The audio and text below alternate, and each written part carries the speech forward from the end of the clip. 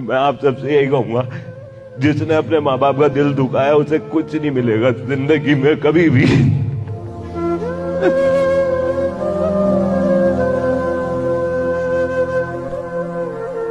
अम्मी जान, मैंने बहुत गलती करी, बहुत सताया आपको।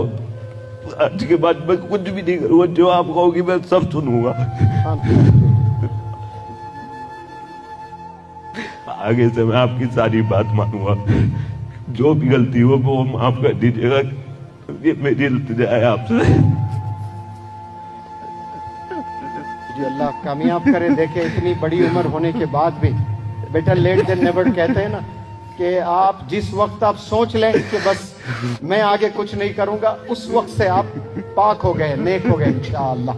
तो यहाँ बच्चे होकर जा रहे हैं। मैं उम्मीद करता हूँ कि जिंदगी भर ये एहसास आप लोग के सीने में बनते रहे, और मुझे यकीन है